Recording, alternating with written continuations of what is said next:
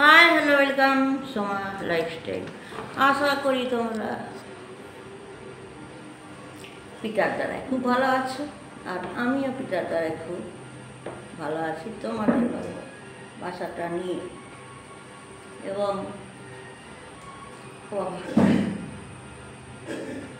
আমি লাইফস্টাইল ছেড়েছি, দেখবে, লাইক শেয়ার কমেন্ট সাবস্ক্রাইবটা করবে। আগে নেশার ওষুধ খাই, ব্র্যান্ডেড মাল যে অ্যাড করেছিল,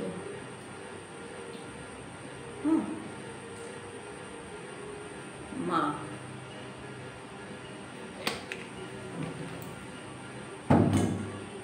আজব দেশ কি গজব কাহানি, এটা থাম্বনেলে লেখা থাকবে। কিছুটা মা নিয়ে বলবো আর কিছুটা প্রেম নিয়ে বলবো। কোনটা আগে বলবো? মাটা আগে বলবো না প্রেম নিয়ে বলবো? অমর প্রেম নিয়ে বলবো, ওইসব না, নো ব্র্যান্ডেড, নো হাওয়াই ব্র্যান্ডেড, রিয়াল স্টোরির কথা বলবো। মাটা বলি আগে, মাকে দিয়ে বলা উচিত, পিতা আছে। আমি যখন মেদিনীপুরে রজনী দোলইয়ের কাছে তার ওল্ড এজ হোমে কাজ করতাম, সেটা বোধহয় আমি এইটাতে না, আমার যে চেঞ্জ লাইফস্টাইল আর গরিবের রান্নাঘর, সেটাতে হয়তো আমি ছেড়েছিলাম। এবারে গরিবের রান্নাখানা কেন নামটা দিয়েছিলাম ব্লগটা, এই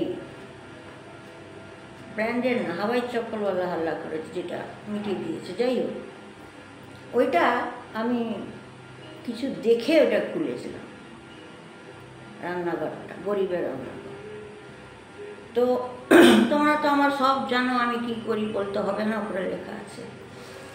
এবারে মেদিনীপুরে রজনী দোলই বিখ্যাত, নাম করা,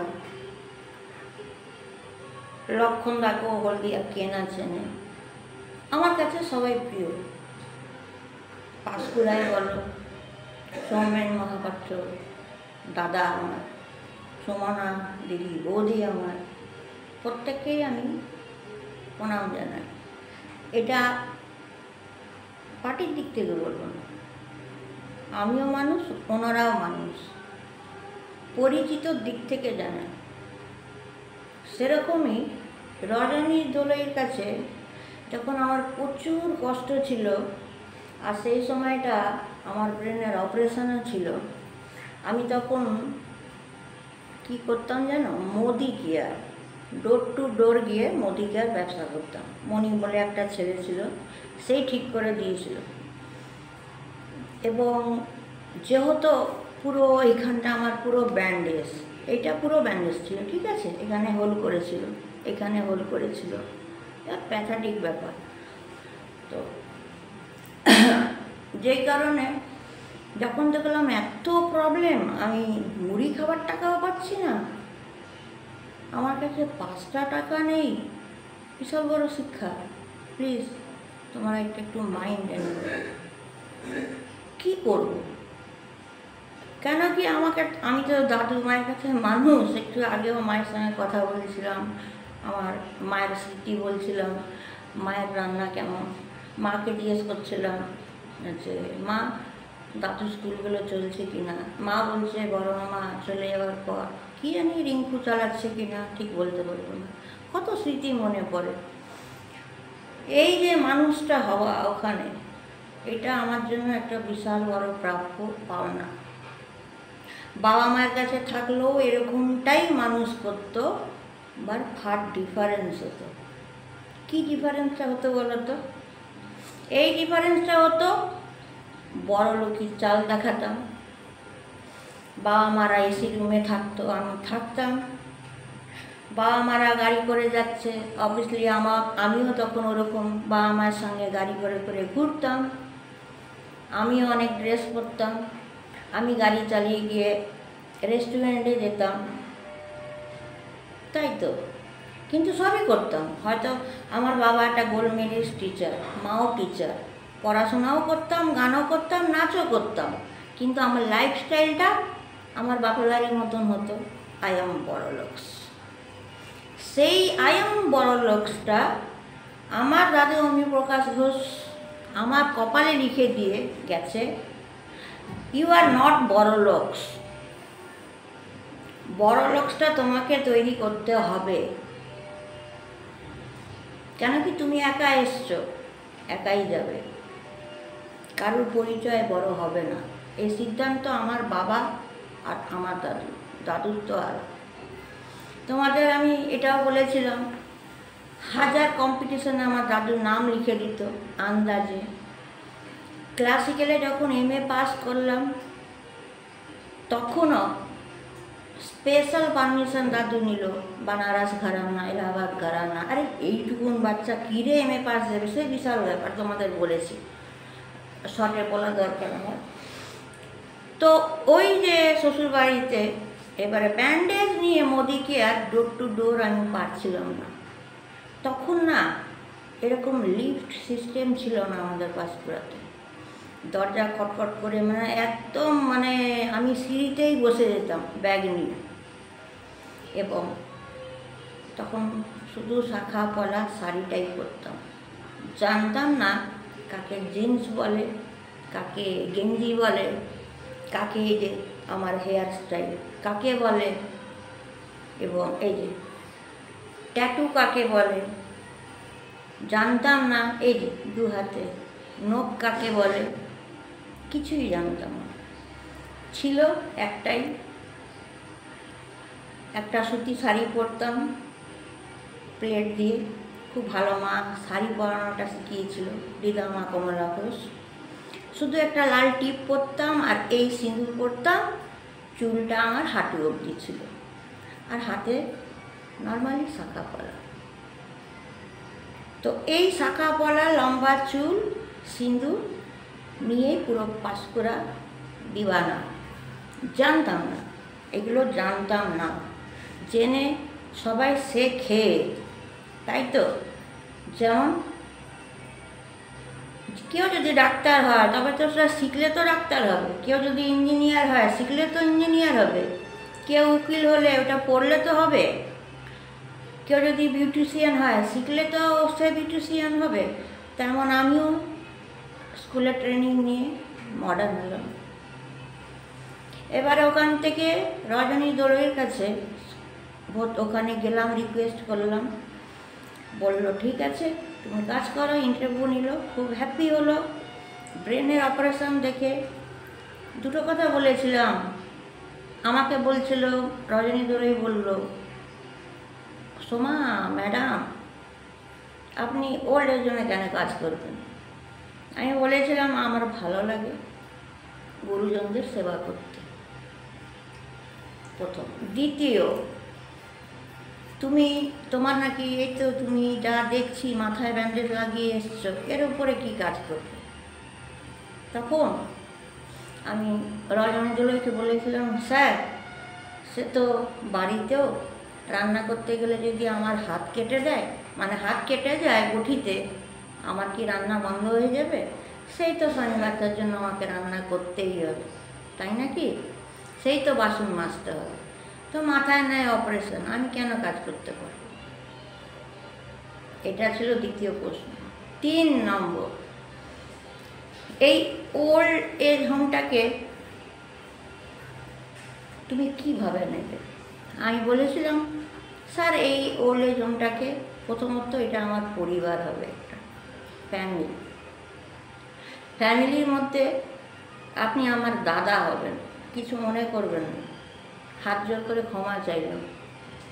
কিন্তু ওখানে অ্যাকচুয়ালি মানুষরা বলে আপনি বস, আপনি মেয়ে, আপনি বাবা, আপনি ভগবান, অন্যরা বলে, কিন্তু আমি বলেছি উল্টো, ক্ষমা করবেন, আমি আপনাকে দাদা বলব। তখন বলছে ওয়াই, কেন? আমি বললাম এটা আমার ফ্যামিলি প্রথম ভাববো, দ্বিতীয় ভাববো আপনি আমার দাদা, তৃতীয় ভাববো আমি আপনার বোন, 4 নম্বর ভাববো যত ওল্ড মানুষগুলো আছে সেটা আমাদের মা বাবা।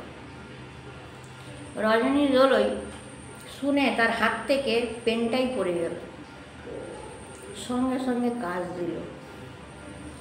এইবারে কাজ ছিল কি, পুরোটার অলরাউন্ডার। কী করতে হবে, প্রত্যেককে সকালে রুমে যেতে হবে, একটা রুমে দুটো করে বেড, যারা সিঙ্গেল আছে সিঙ্গেল মারা, যার ছেলেমেয়েরা লাত মেরেছে। আবার কোনো কোনো জায়গায় বাবা মাই আশ্রমে আছে, ওই ছেলে বৌমারা লাত মেরেছে, বাবা মা আশ্রমে। তো আমার কাজ ছিল খাতা নিয়ে ঘোরা, 3টে মেয়ে সঙ্গে থাকা। একজন, আমি রুমে ঢুকলাম, একজন যতক্ষণ আমি কথা বলবো বাথরুম পরিষ্কার করে ঘর মুছে বেরিয়ে যাবে, বিছনা ঝেড়ে বেরিয়ে যাবে। একজন, আমি জিজ্ঞেস করব, কেমন আছেন দিদা, কেমন আছে দাদু, কি হচ্ছে, কি প্রবলেম, বললো, আমি লিখছি। একজন মেডিসিন নিয়ে আছে, বলে দিলাম একে এটা দিয়ে দিই, ঠিক আছে। 3 নম্বর, দাদু আজকে কী খাবেন, দিদা আজকে কী খাবেন, বা মা আজকে কী খাবেন, এটা মন করছে, আচ্ছা চেষ্টা করছি। এই ছিল কাজ আমার। এবং বিকেলবেলায় হল রুম আছে, দেখতাম সবাই মূর্ছে বসে আছে, বুড়িগুলো সব দিদা ঠাকুমারা মারা। বাবারা কিন্তু, দাদুরা, তারা কিন্তু বাগানে বসে তাদের উদুম গল্প চলছে, ছেলে মানুষ তো, তারা উদুম গল্প করছে। এবারে এটাকে আইডেন্টিফাই করে আমি হল রুমে গেলাম, পুরো অলরাউন্ডার আমি, যেন যেটা বলবো সেটাই হবে। সেদিনকে কী রান্না হবে, সেদিনকে কার কী মেডিসিন লাগবে, কার কী হয়েছে, কার জামা নেই, এগুলো রজনীদলিকে দিতে হতো। এখনও যারা কাজ পাও না, আশা করি রজনীদলির কাছে যাও, কাজ পাবে। তো হল ঘরে গিয়ে দেখি ওরকম মা দিদারা বসে আছে, সব গালে হাত দিয়ে আমরা হায়। আমি ঢুকলাম, কিচ্ছু বলিনি, বিশাল বড় হল রুম না। আমি ভাবলাম কী করা যায়, এটাকে হাসাতে হবে। ব্যাগটাকে রেখে আমি একটা গান গাইতে শুরু করলাম, নিচে নিচে নিচে নিচে। তখন আমার বয়স ছিল 17 বছর, আমার বয়সটাও দেখো, 17 বছরের মেয়ে। আমি শুরু করে দিলাম, শুকনো পাতার নুপুরে পায় বাজে রে ঘুঙুর বলে গানটা শুরু করে একা একাই নাচছি। আর পাত্তা দিইনি মাদের ঠাকুমাদের, ইচ্ছে করে, বুঝতে দিইনি করে। তারপরে এই ঝুমঝুমায় নাচের শুরু করে দিলাম, কিনে দে রেশমি চুড়ি শুরু করে দিলাম, যত নাচের গানগুলো, মাছের কাটা, কোপার কাটা, আকাশের চাঁদ, হ্যাঁ, তারপরে দুজনও বাঁধবো বাসা, এই গান শুরু করে দিয়ে তখন যখন আমি নাচতে থাকছি তখনই আমাকে সবাই মাধুরী বলতো। যখন নেচে যাচ্ছি আমি মনে মনে ভেবে নিয়েছিলাম যতক্ষণ না এরা তালি বাজাবে ততক্ষণ আমি নেচেই যাব, দেখি কি হয়। আমি একটা গান গেয়ে দিলাম, শুকনো পাতা নুপুরে পায়, দেখলাম তখন স্লাইড সবাই তাকাতে শুরু করলো। দ্বিতীয় যখন ঝুনঝুন মায়না করতে শুরু করলাম তখন দেখলাম বেশ ভালো করে তাকাতে শুরু করলো, কেন কি আমি তো এমনি এমনি করে ঘুরছি, দেখে নিচ্ছি, ভালোভাবে মূল্য। তৃতীয় গানে দেখলাম বেশ কিনেদের রেশমি চুলিতে সবাই ঘুরে গেল আমার দিকে। 4 নম্বর গানটা যখন নাচছি তখন সবাই ক্ল্যাপ দিতে শুরু করলো, আর প্রত্যেকের মুখে হাসি ফুটলো। এবং ওখানেই আমি স্টপ হলাম, হাসাতে শুরু করলাম মাদের ঠাকুমাদের। এটা হলো প্রথম আমার, যেটাতে খুব প্রাউড ফিল করেছিল। এইবারে কালনাগিনীগুলোর কাছে আসি, যারা বাবা মাকে রেখেছে। একজন এলো, হাজব্যান্ড ওয়াইফ, ছেলেটা বোধহয় 30-32 বছর বয়স, মেয়েটা 26-27 বছর বয়স। একটি ছেলে আছে, গাড়ি করে আসছে। তখন রজনী দা আমাকে বলে, এতটাই আমাকে ভালোবাসতো, পুরোটারই অনার করে দিয়েছিল আমাকে, এ যা বলবে সেটাই হবে। তো এই কাহিনী আমি সবাইকে বলেছি, তোমাদের বলা হয়নি। আমাকে রজনীদা বলছে, সোমা ওইদিকে তাকাও। হ্যাঁ। বলছে এটা তোমার প্রথম। আমি ঘাবড়ে গেছি। প্রথম মানে আমি তো ঢুকেছি 1 মাস হয়েছে, তখনও পর্যন্ত কিন্তু কারোর বাবা মাকে তো কোনো ছেলে মেয়েরা দেখতে আসেনি। আমি তো রুটিন চালিয়ে যাচ্ছি, প্রত্যেকদিন কে কী খাচ্ছে, চান করলো কি না, খাবার খেলো কি না, কে দুঃখ হয়ে আছে তাদেরকে হাসাচ্ছি, এই তো আমার কাজ। তখনও পর্যন্ত তো কেউ দেখতে আসেনি, ওটাই আমার ফার্স্ট ছিল। বলছে যাও। ঢুকলো, গাড়ির থেকে নামলো, এসি গাড়ি। বৌমা এরকম হাত কাটা একটা ব্লাউজ পরেছে, ছেলেটা জিন্সের প্যান্ট, গেঞ্জি, গলায় সোনার চেন, নিজেই গাড়ি। বাচ্চাটা নামলো। বাচ্চাটা কত হবে, 7-8 বছর, I hope so, I am not sure, ওরকম। তারপরে প্রিন্সিপালের কাছে এলো, রজনী দোলের কাছে, মা বাবার কাছে যাবো। তার আগে আমাকে বলে দিয়েছে। আমি ফট করে বোটার লুকটা দেখছি আর ছেলেটাকে দেখছি। ছেলেটার হাতে 6টা কলা, 2টো আপেল, 2টো লেবু, এগুলো দেখলাম। ব্যাস, 2টো বিস্কুট প্যাকেট, ওই ছোটো ছোটো। হার্ডলি ওইটা ম্যানেজ করে নেবে। হার্ডলি ওইটা আমার মনে হয় কত হবে, 6টা কলা, 2টো আপেল, 2টো লেবু, 2টো বিস্কুট, কত হবে, 150। ভালো। ঢোকার পর রজনী দোলে যা বললো, নিয়ে যাও সোমা, বলে চলে যাও। গেলাম, নিয়ে আসুন আসুন আসুন। আর আমার তো তখন থেকে গেছে, আমার তো মাথা এমনি ক্লিক পোকা, আরও ক্লিক পোকা। আমি কিচ্ছু বলিনি, আমি গেছি খাতা পেন নিয়ে, চলুন চলুন চলুন। চামারগুলোর মিসবিহেভ দেখুন। একটা বাবা মাকে, তার বাবা মা ঢুকেছে, বৌমাটা কিন্তু পাছুয়ে প্রণাম করলো, ছেলেটা প্রণাম করলো না। এরকম লায়ার কুত্তাগুলোকে না ডাং পিটা করে মেরে না পোস্টে একদম টাঙিয়ে দিতে হয়। ছেলেটা গিয়ে পকেটে হাত দিয়ে দাঁড়ালো। বৌমাটা একটা হট ড্রেসের মতন শাড়ি পরে এসছে, অঙ্গ দেখা যাচ্ছে। ছেলে বাচ্চা প্রণাম করে। বাবা মায়ের প্রথম মুখ থেকে কী বেরায় গো, বলতে পারবে? প্রথম বেরিয়েছিল, বাবা তুই কেমন আছিস। প্রথম চোখ ছলছল করছে তাদের। তাও আমি ছেলেটার দিকে তাকিয়ে ইশারা করেছি, পাটা দেখিয়েছি প্রণাম করার জন্য, কিন্তু ছেলেটা পরে গিয়ে প্রণাম করেছে। তখন বাবা মা বলছে এতক্ষণ পর প্রণাম করলি? সাডেনলি আমি উত্তর দিয়ে দিয়েছি, না না মা, দাদাভাই প্রণাম করতো, কোমরে ব্যথা আমাকে নিচেই বলেছিল, সেই জন্য তো প্রণামটা করতে পারিনি। তখন ছেলেটা আমার দিকে তাকালো, ঠিক আছে। বৌমা জিজ্ঞেস করলো কেমন আছেন, কী লাগবেন, হেনা লাগবে। ছেলেটা কম, বেশ 10 মিনিটে হলো না, আমরা আসছি, এনা কলা, আপেল, লেবু, বিস্কুট। তখন মা বাবা বলে উঠলো, এই দেখ আমাদের তো এখানে ভর্তি আছে।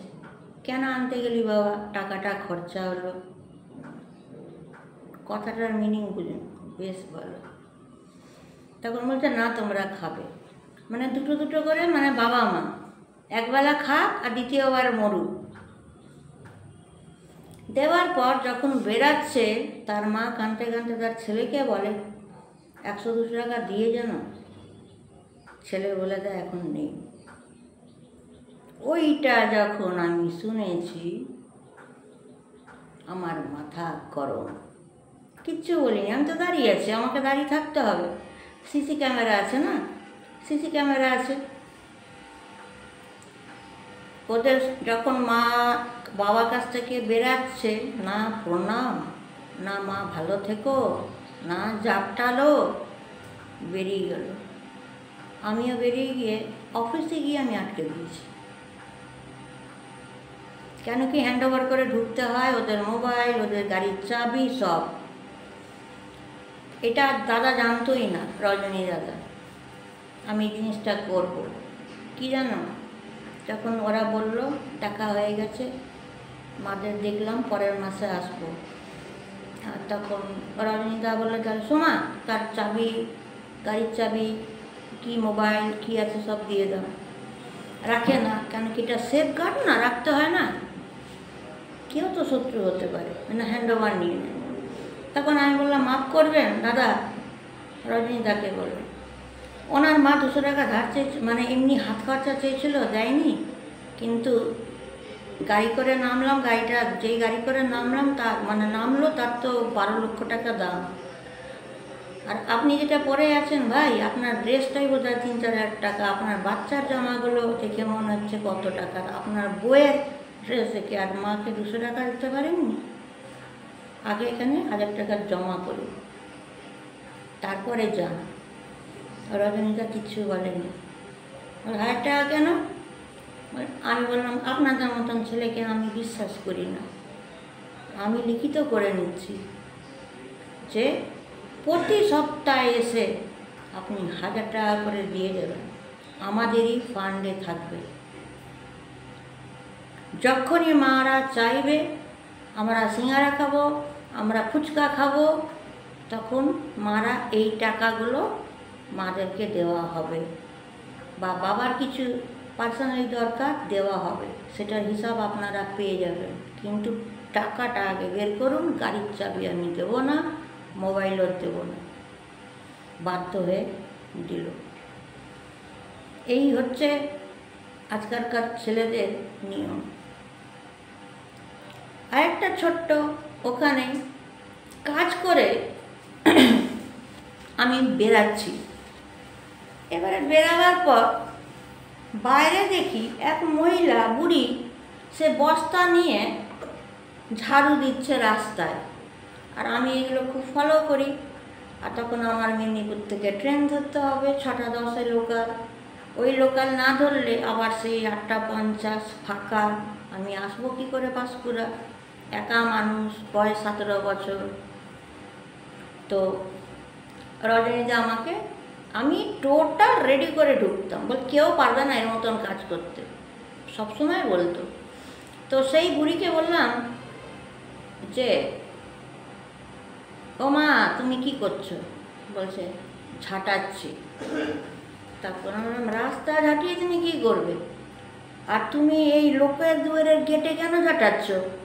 তোমাকে তো লোকেরা তো গায়ে ডাল দেবে, তুমি রাস্তা ঝাঁটাও, অপরের গেটের সামনে তুমি ঝাঁটাচ্ছ, তুমি কি ডাব্বা মাব্বা কুড়াচ্ছ, এ বাড়িওয়ালা কী বলবে? তখন মেয়েটা হাসতে হাসতে বলছে এই ঘরটা না মা আমার, তাই ঝাঁটাচ্ছি, আর এই ঘরে বসবাস করে আমার ছেলে বৌমারা। আমি না শুনে পিছলে এসে, তো আমি বললাম ঠিক আছে, কিন্তু এই নোংরা শাড়ি, খালি পায়ে, কতদিন চান করেননি, মাথায় খোপা, খেতে দেয় না, কী করবো? তখন আমি বললাম ছেড়ে চলে যান, এই তো পাশে ওল্ড এজ হোম, চলুন এখনই রেখে দেবো। বলছে ছেলেমেয়েরা নিষ্ঠুর হলে কি আমি নিষ্ঠুর? আমি এই আশাতেই আছি, আর এই দুয়ারেই আমি ঝাঁটাতেই থাকবো, এই পাতা বিক্রি করে, ডাব্বা বিক্রি করেই আমি খাবো।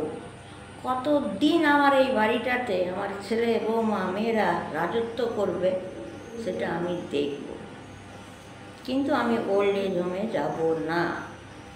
তখন মাকে বললাম মা তাহলে একটা কথা শুনুন, আমি আপনাকে মা বলেছি, একটা জিনিস করুন। বলছে কি মা বল, তুই এত ভালো কেন রে, তোকে তো রোজ দেখি। আলাম এবার থেকে আরও দেখবেন।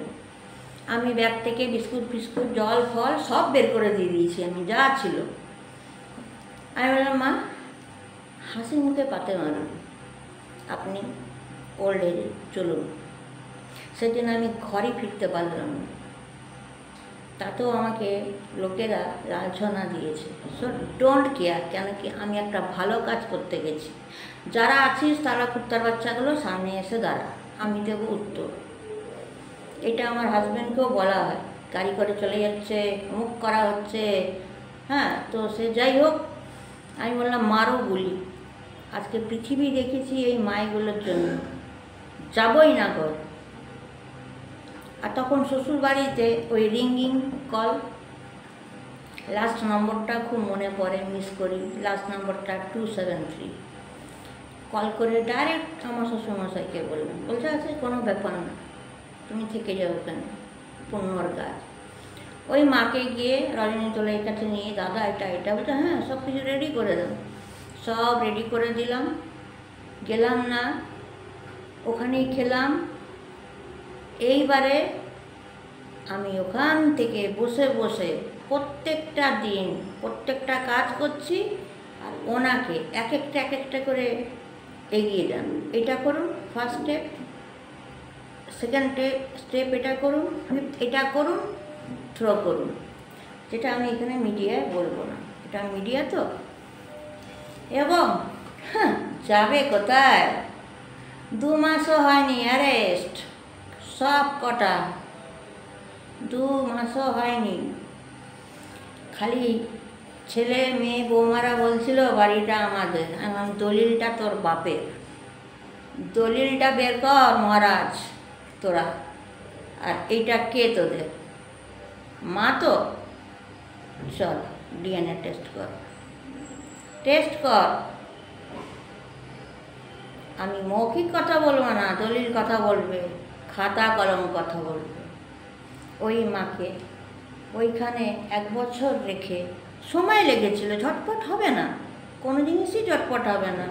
এই যে আমি এনাকে 1 বছর লাগলো, বাড়ি ফিরিয়ে দিলাম, হ্যাঁ বাড়িটা পেয়ে গেল আজকে। তারপরে ছেলেমেয়েরা একটু ভালো হয়ে গেল, কিন্তু মায়ের সব দলিলগুলোকে সরিয়ে দিলাম। মায়ের যা টাকা ছিল অন্য অন্য জায়গায় মাকে বলে করিয়ে দিলাম, যেটা ছেলেরা পাবে না, সেগুলো আমি এখানে উল্লেখ করতে পারবো না, এটা আমাদের নিয়ম রুল। তিনি এখন বিন্দাস আছে বা নেই সেটাও আমি ঠিক জানি না, যদি যাই মেদিনীপুর ঠিক দেখা দেব। কিন্তু 1 বছর লেগেছিল। তো এইভাবে কাজ করে গেছি প্রত্যেকে, কার ঘরে গিয়ে কার রোগ ঠিক করছি, কার ঘরে গিয়ে কে খেতে পায়নি খাবার দিয়ে আসছি, কার ঘরে গিয়ে কার জামা কাপড় নেই দিয়ে আসছি। তো এই যে ছেলে মেয়েরা যে ভুল কাজগুলো করে যাচ্ছে, তোমাদের বলবো তোমরাও একদিন বাবা মা হবে। কিন্তু একটা কথা বলি তোমাদের, জানি না আমার বলার অধিকার নেই তোমাদের, যে তোমরা মাকে নিয়ে খেলা করছো, ঘর থেকে বের করে দিচ্ছ, জিনিস দখল করছো, তোমাদের বলার আমার রাইট নেই। কিন্তু আমি আমার ভগবান, আমার পিতাকে তো বলতে পারি, তখন তো পুজো পাঠ করতাম, বলতে পারি, এখনও সেটা ঈশ্বরকে বলি। আমি সেম জিনিসটা, একটাই জিনিস বলি, যে পৃথিবীতে যদি ডাংপিটা ছেলে হয় আর মেয়ে হয়, কি বুঝবেন? তখন তো বুঝতে পারবেন না। সিমটম দেখা দেবে যখন বাচ্চা হাঁটতে শুরু করবে, সঙ্গে সঙ্গে হোস্টেল পাঠিয়ে দিন। আর তা নাহলে ওই 2-3 বছর বাচ্চাকে একটা মাই চিনতে পারবে, এ কী হবে, একদম বাইরে আশ্রমে দিয়ে দিন, ডোনেট করে দিন, ত্যাগ করে দিন সন্তান, অনেক সন্তান পেয়ে যাবে, বেটার পাবে। ঠিক আছে, আসছি আমি নতুন ব্লগ।